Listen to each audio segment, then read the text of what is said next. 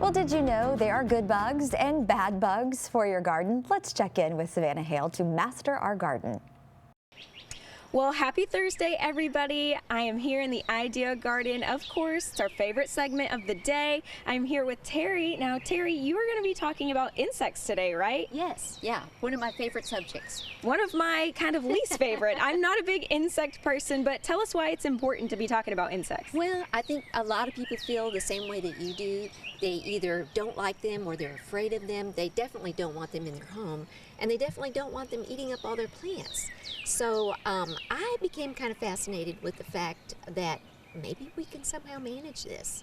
And so that's really what I wanted to talk about today. Different types of insects, some of the things they do.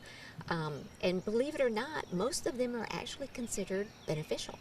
So kind of talk about the difference between those beneficial ones and then maybe some that aren't as beneficial. So I like to think of insects kind of like we do weeds in the plant world. Weeds are just a plant, but we don't want them where they're at. But most of them are beneficial. Like you can group them into 4 different groups of beneficials. Pollinators, that's an easy one.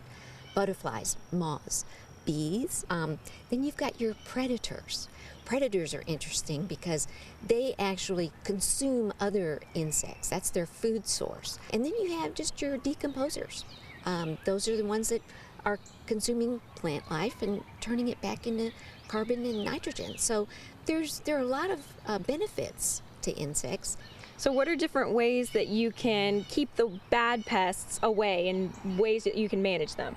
Well, in Master Gardeners, we try to follow a concept where we're really not trying to eradicate insects as much as we're trying to strengthen and sustain the ecosystem, the landscape, that we create conditions then that make it more favorable for plants. And if they come out here, it's also a good place to probably find some plants, like you were saying, that help out insects both good and keep the bad ones from the area.